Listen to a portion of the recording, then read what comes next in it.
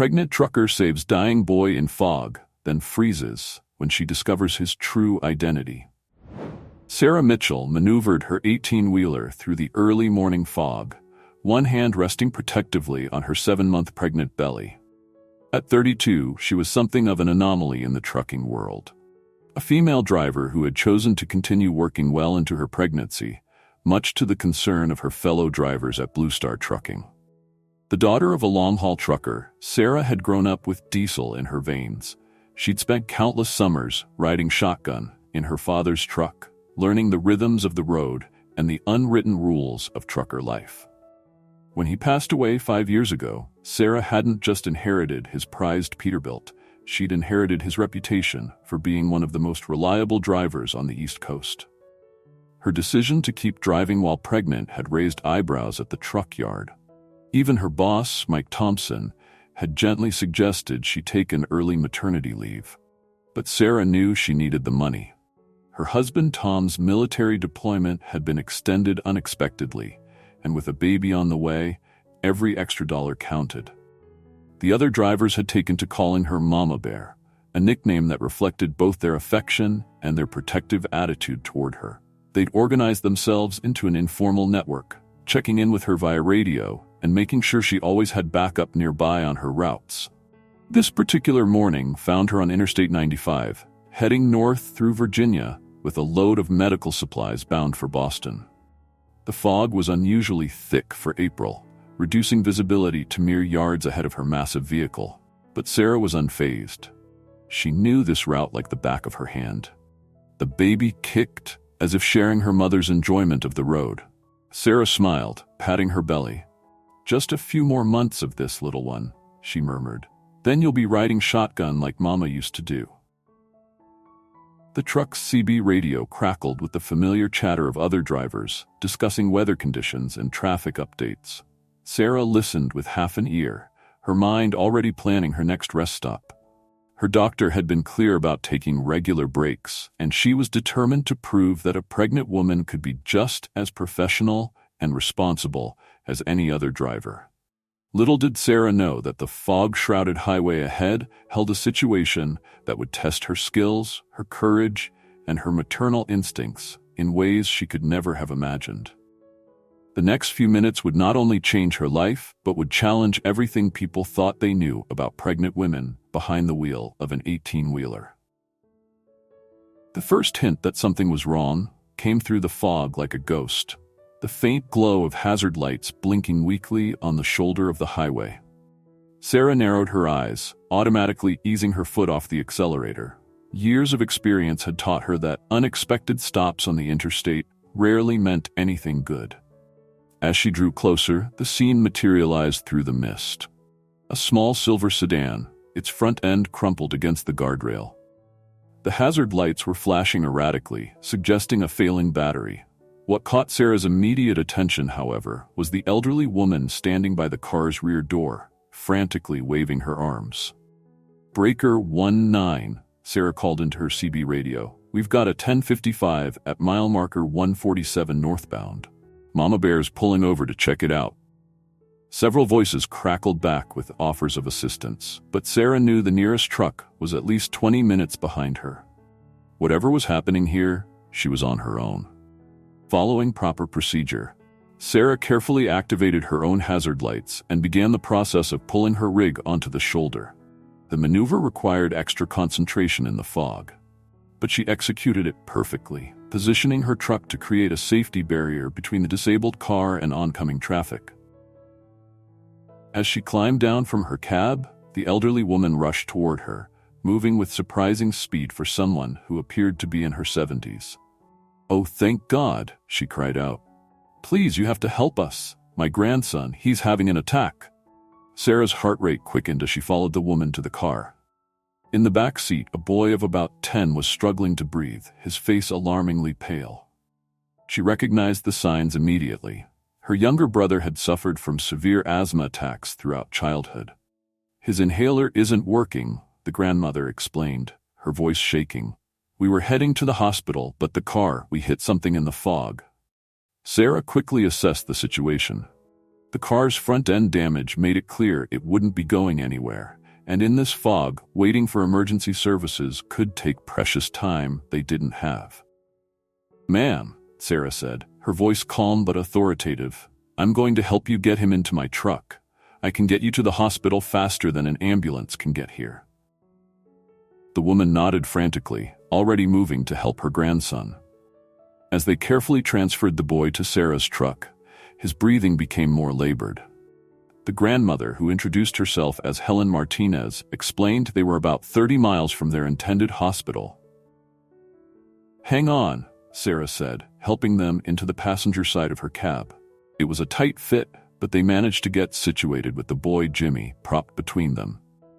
As Sarah climbed back into the driver's seat, she could feel her own baby moving restlessly, as if sensing the tension in the air.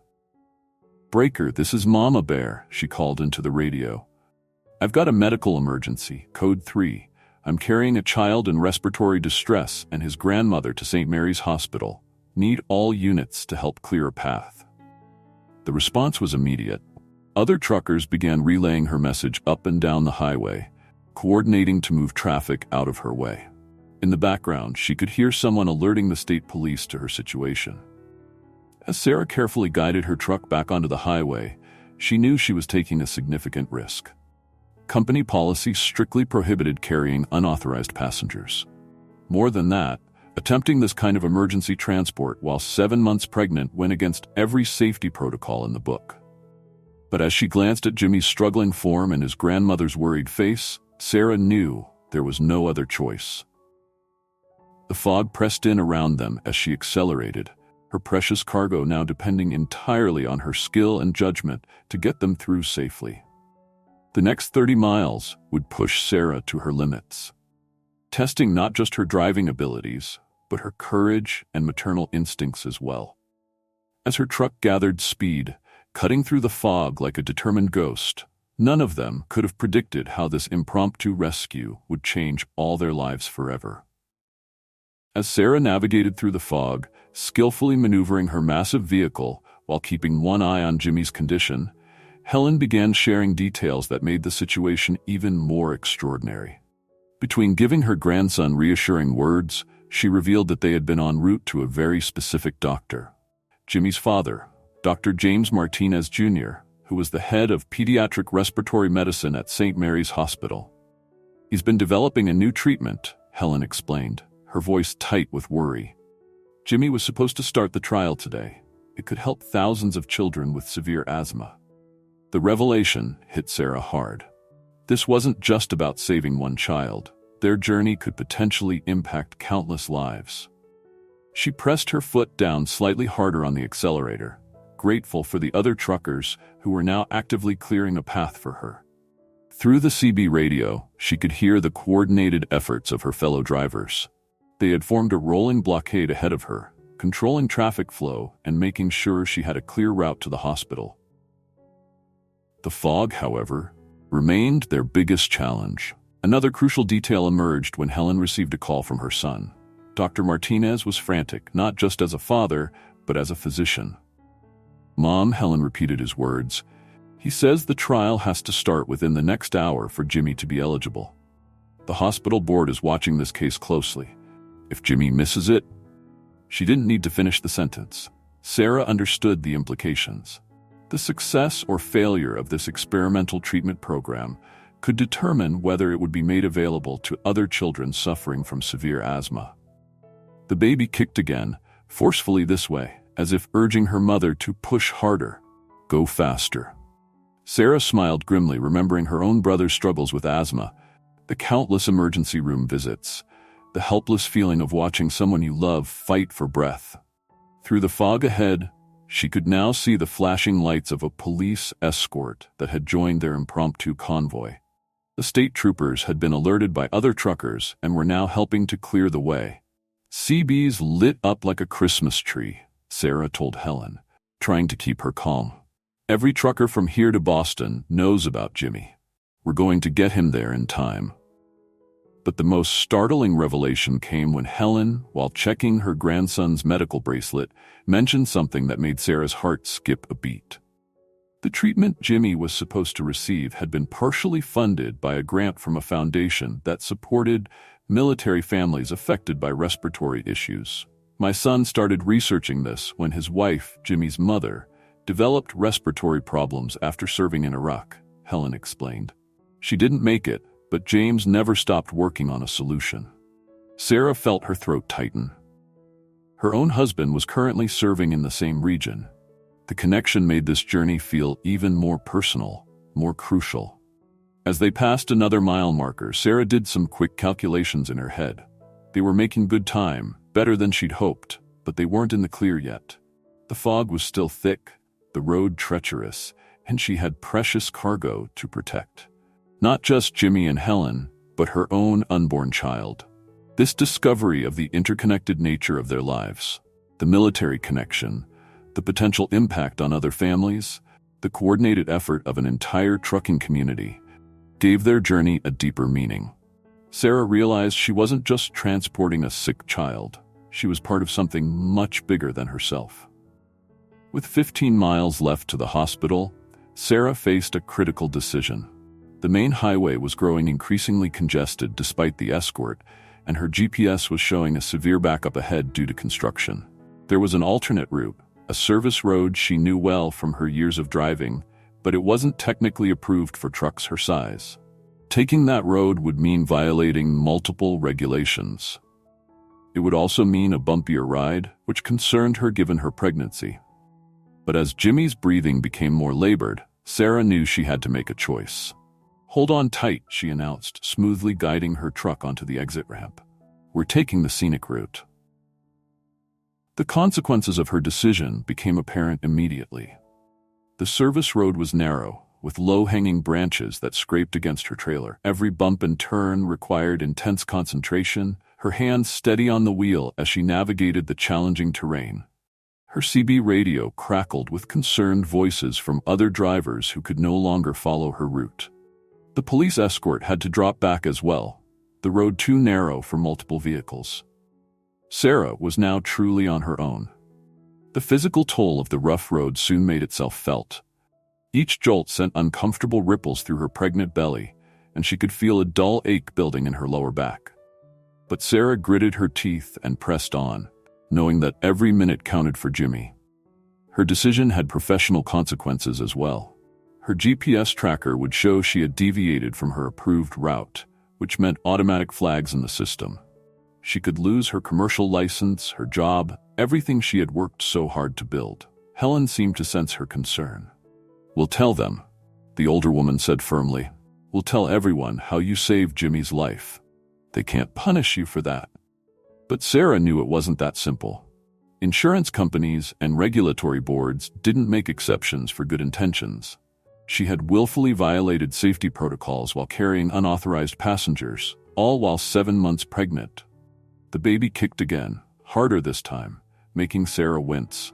She began to worry that the stress and physical strain might be putting her own child at risk. Yet every time she glanced at Jimmy's struggling form in her rearview mirror, she knew she would make the same choice again. About halfway down the service road, another consequence of her decision emerged. The rough terrain had caused one of her tires to start losing pressure. The warning light blinked on her dashboard, adding to her growing list of concerns. "Come on, girl," she muttered, patting the truck's dashboard. "Just a few more miles." Her radio had gone mostly silent, the thick trees blocking most signals. The isolation added to the tension in the cab. Sarah could hear every wheeze from Jimmy, every worried murmur from Helen, every protest from her own body. Then came the sound she had been dreading, the distinctive thump of a tire giving way. She managed to keep the truck steady, but knew they wouldn't be able to maintain the same speed with a damaged tire. The next few miles became a careful balance between urgency and caution. Sarah had to maintain enough speed to get Jimmy to the hospital in time, while ensuring she didn't lose control of her vehicle. Each mile brought fresh beads of sweat to her forehead as she fought to keep the massive truck stable. As they finally emerged from the service road onto the main street leading to the hospital, Sarah caught sight of the hospital's emergency entrance. A group of medical staff was already waiting, a alerted by the police about their arrival. She pulled up to the emergency bay, the damaged tire making an ominous sound as she brought the truck to a stop. Medical teams immediately swarmed around them, efficiently transferring Jimmy to a waiting gurney. Dr. Martinez was among them, his face a mixture of relief and professional focus as he took charge of his son's care. In the aftermath of the emergency, as Sarah watched them wheel Jimmy away, the full weight of her decisions began to sink in. Her back was throbbing, her tire was destroyed, and she knew her supervisor would be calling any minute about her unauthorized detour. Yet as Helen hugged her tightly, whispering tearful thanks, Sarah felt a deep certainty that she had done the right thing. The consequences would come, professional, physical, and financial, but she had followed her instincts as both a driver and a mother-to-be. A sharp pain in her abdomen reminded her that those consequences might be starting sooner rather than later. As she pressed a hand to her belly, Sarah realized she would need to get checked out herself. Her decision to take the rough service road might have brought its own set of medical implications. But first, she needed to call her supervisor and face the immediate professional consequences of her actions. As she reached for her phone, Sarah straightened her shoulders, ready to defend her choices. Sometimes she realized doing the right thing meant being willing to accept whatever consequences came with it. While Sarah was dealing with the immediate aftermath of her rescue mission, a separate story was unfolding in the hospital's administrative offices. Dr. James Martinez Jr., after stabilizing Jimmy and getting him started on the experimental treatment, began making phone calls that would set unexpected events in motion. The first call was to the foundation that had funded his research, the Veterans Family Support Initiative. When he explained what had happened, including the fact that Sarah was the pregnant wife of a deployed soldier, the foundation's director became intensely interested. "A pregnant trucker risked her own safety to get your son to this trial?" the director asked. "And she's a military spouse? This is exactly the kind of story that could help us expand our funding for respiratory research." Meanwhile, at Blue Star Trucking, Sarah's supervisor Mike Thompson was dealing with his own situation. The company's insurance providers were demanding immediate action regarding Sarah's protocol violations. But as Mike reviewed the dashcam footage from Sarah's truck, he saw an opportunity to change the narrative. The video showed Sarah's skilled handling of the truck under extreme conditions, her careful decision-making even in crisis, and most importantly, her successful navigation of a dangerous situation while protecting all involved. It was a testament to professional trucking at its finest. Instead of filing disciplinary paperwork, Mike began reaching out to industry contacts. The American Trucking Association had been looking for ways to attract more women to the profession. Sarah's story could help change the perception of trucking as a male-only career. At the hospital, the media was already gathering. The sight of an 18-wheeler in the emergency bay had attracted attention, and once the story began to spread, local news outlets jumped on it. The human interest angle was irresistible. A pregnant trucker, a dying child, a father's medical breakthrough, and a military family connection. Dr. Martinez's research colleagues were particularly intrigued by the timing element of the rescue. Jimmy had made it to the trial exactly when needed, and his initial response to the treatment was showing promising results. The dramatic circumstances of his arrival had drawn attention to the research in a way that typical medical papers never could. The hospital's PR department recognized the potential impact of the story. They began coordinating with the Veterans Foundation and Blue Star Trucking to prepare a proper presentation of events. This wasn't just about one rescue anymore. It was becoming a story about healthcare access, transportation infrastructure, women in male-dominated industries, and support for military families. Sarah, still waiting to be checked out by the obstetrics department, was unaware of these developments. She was focused on her unborn child, worried that her actions might have caused complications. But her story was already spreading through the hospital halls, inspiring conversations about courage, professional dedication, and the unexpected ways people's lives intersect. The state police department had their own interest in the events. The coordination between truckers and law enforcement during the emergency had worked remarkable. The state police department had their own interest in the events. The coordination between truckers and law enforcement during the emergency had worked remarkably well. They began discussing how to formalize such cooperation for future medical emergencies. As these various threads began to weave together, it became clear that Sarah's split-second decision to help a grandmother and grandson would have ripple effects far beyond that foggy morning. The secondary plot developments were creating a larger narrative about community, professional excellence, and the power of individuals to inspire change. What had started as a simple act of kindness was evolving into something that would impact policy changes, research funding, and industry practices. And through it all, Sarah remained focused on what mattered most: the health of her unborn child and the recovery of the boy she had helped save. The days following the emergency rescue saw the development of unexpected bonds between people whose paths might never have crossed under normal circumstances. As Sarah recovered from her ordeal in the hospital's maternity ward, where she had been admitted for observation due to stress-induced contractions, she found herself at the center of a growing web of relationships. Helen Martinez became a constant presence, dividing her time between Jimmy's treatment room and Sarah's bedside. The grandmother's nurturing instincts extended to the pregnant woman who had saved her grandson, bringing her home-cooked meals and sharing stories about raising children. "You showed the kind of instincts a mother needs," Helen told Sarah one afternoon. "Quick thinking, courage, and putting your child's needs first, even when that child isn't your own." Dr. Martinez, despite his busy schedule overseeing Jimmy's treatment and the research trial, made daily visits to check on Sarah. His medical expertise, combined with his personal gratitude, made him a reassuring presence as she dealt with the aftermath of her stressful drive. "Your actions didn't just save Jimmy," he explained while reviewing her latest tests.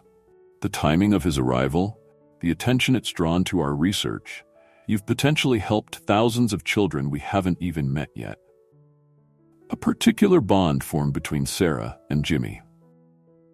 Once he was strong enough to visit her room, the boy would bring her drawings and tell her about the treatment he was receiving.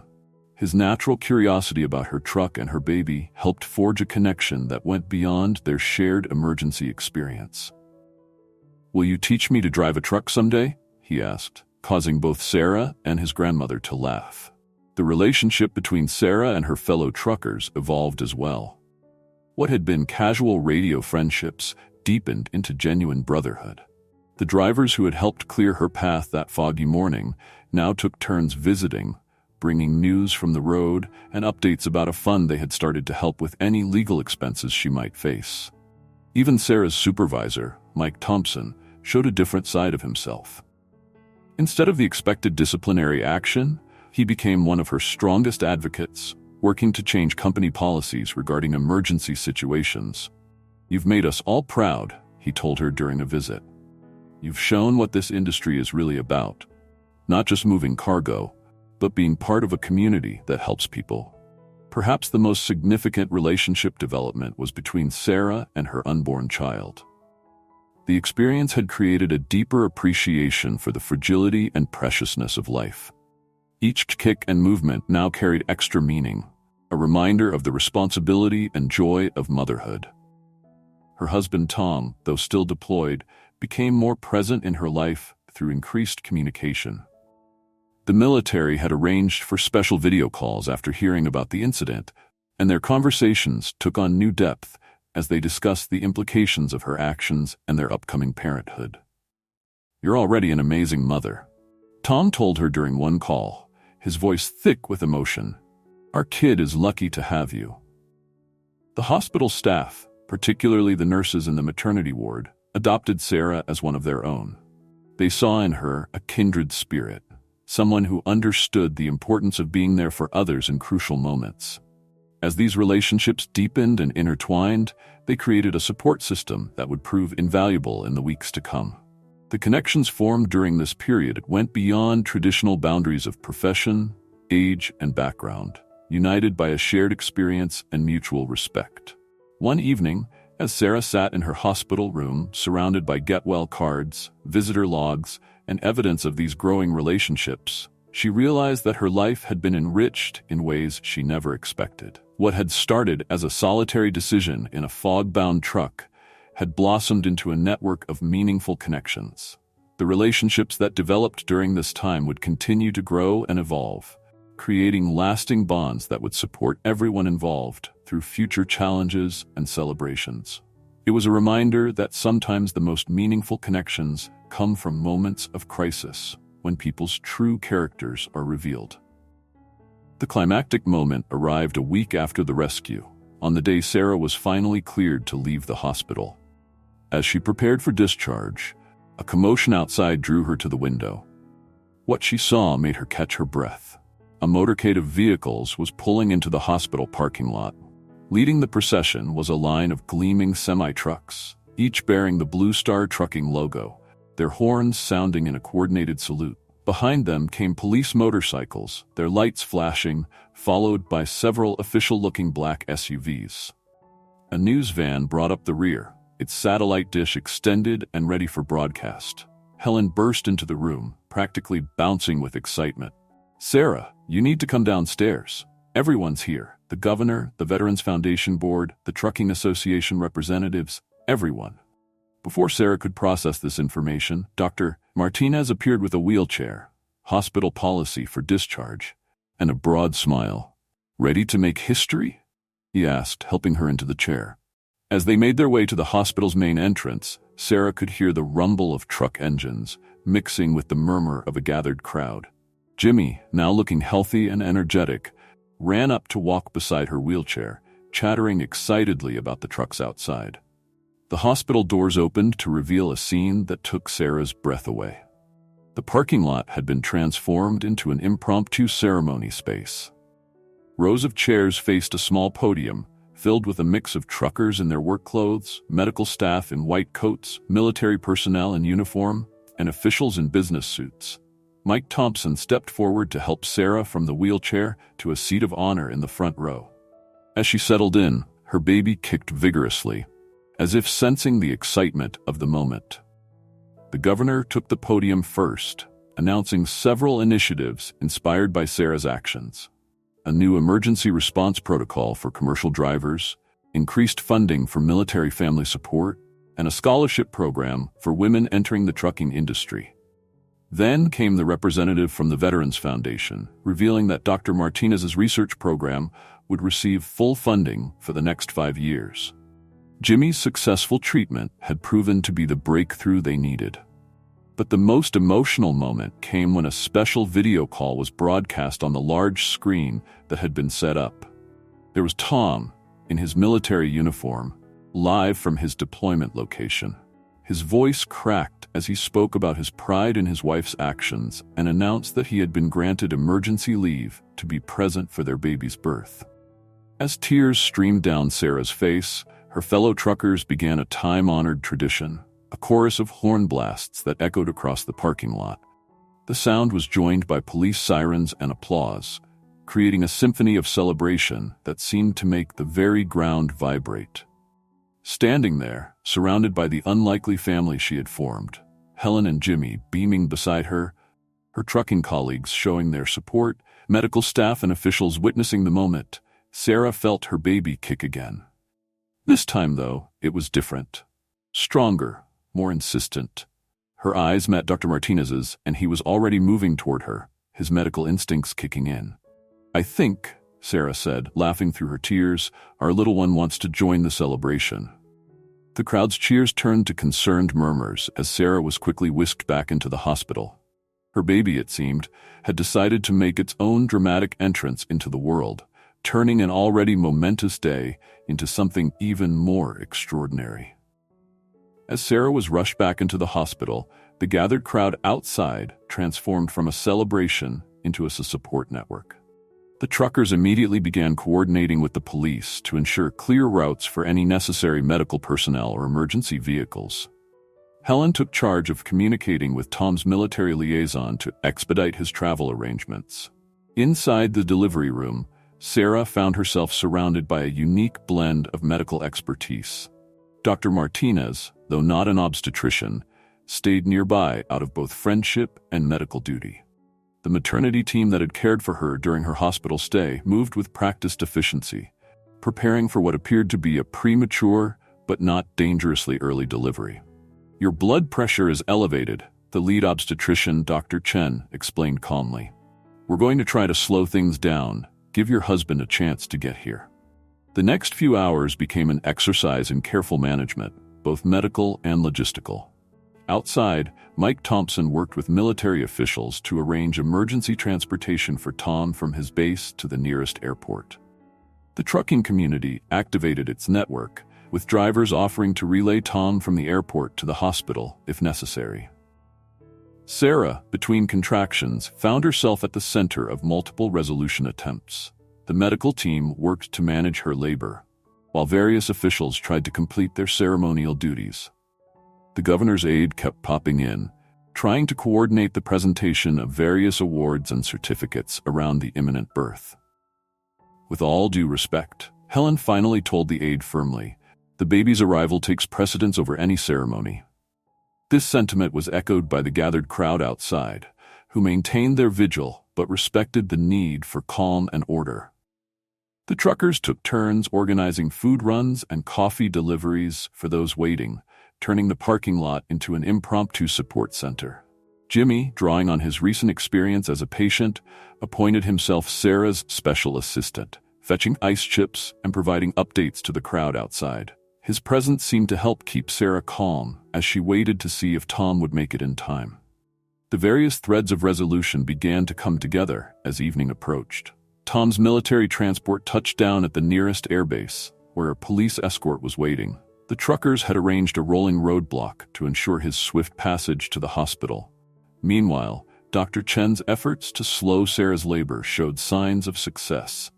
"We're stable for now," she announced. "Let's see if we can give Dad a chance to make it."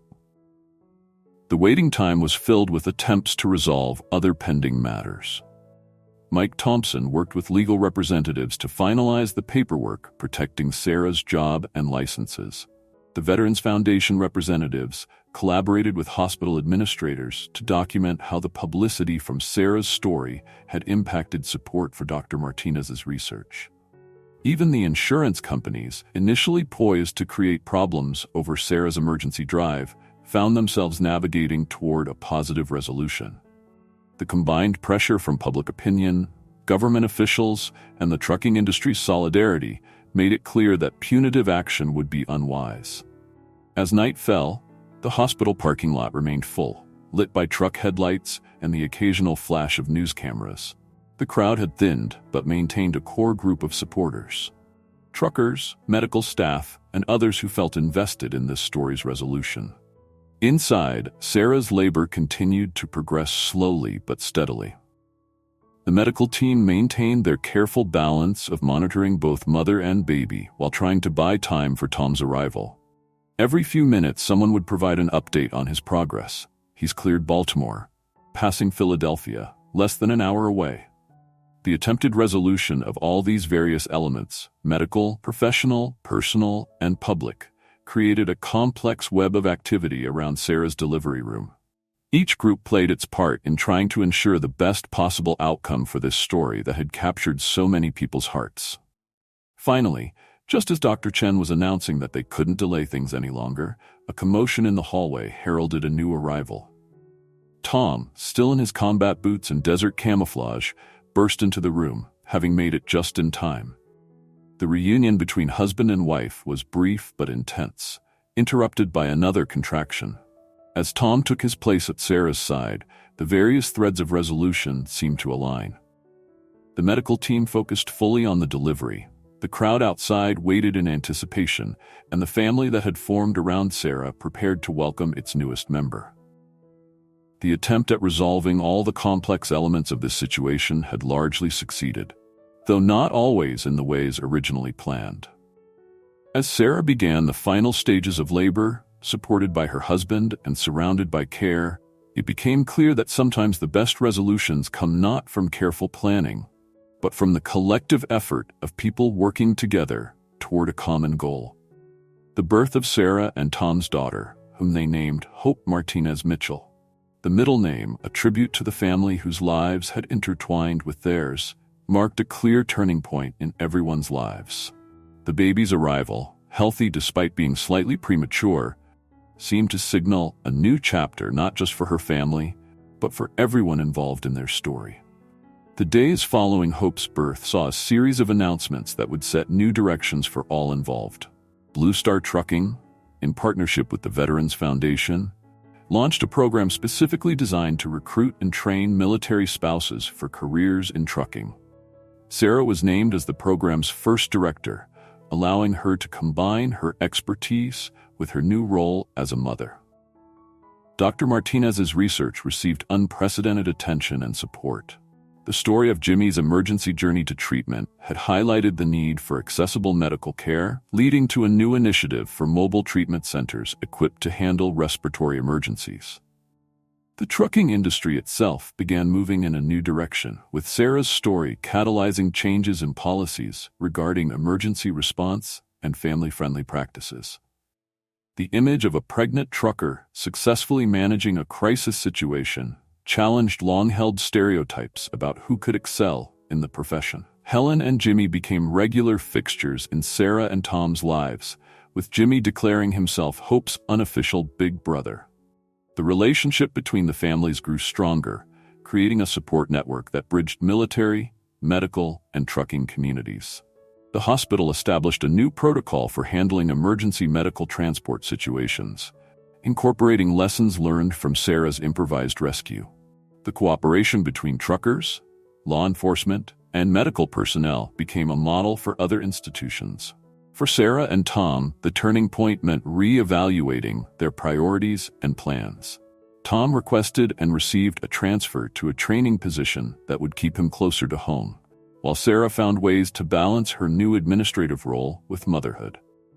The most significant new direction came in the form of a foundation they established, focused on supporting emergency responders and their families. The foundation brought together the various threads of their experience: medical care, transportation, military family support, and community response. As autumn arrived, bringing with it Hope's first changes of season, the impact of that foggy morning rescue continued to ripple outward. What had started as one woman's decision to help a stranger had evolved into a movement that was changing lives and institutions. The turning point had shown them all that sometimes the most powerful changes come not from careful planning, but from being willing to take risks and trust in the basic human instinct to help others. As Sarah often said, looking at her daughter, sometimes hope arrives in unexpected ways, carried forward by the courage to take a different direction. 1 year after the foggy morning rescue, Sarah sat in the cab of her truck, now modified to accommodate a baby carrier, and reflected on how much had changed. Hope, now a healthy 1-year-old, babbled happily in her special seat, already showing signs of loving the road as much as her mother did. The past year had transformed Sarah in ways she never expected. The scared pregnant trucker, who had made a split-second decision to help strangers, had grown into a confident leader, balancing her roles as mother, program director, and advocate for change in the industry she loved. "You know, little one," she told Hope as they drove to a training session for new recruits, "sometimes the biggest changes come from the smallest choices." Tom had undergone his own transformation. His experience of almost missing his daughter's birth had shifted his priorities. In his new role training military personnel, he found satisfaction in helping other service members maintain stronger connections with their families. "I used to think serving meant being away," he confided during a family dinner. "Now I understand that sometimes the most important service is being present for the people who need you." Helen and Jimmy had become integral parts of their extended family. Jimmy's successful treatment had made him an ambassador for Dr. Martinez's research program.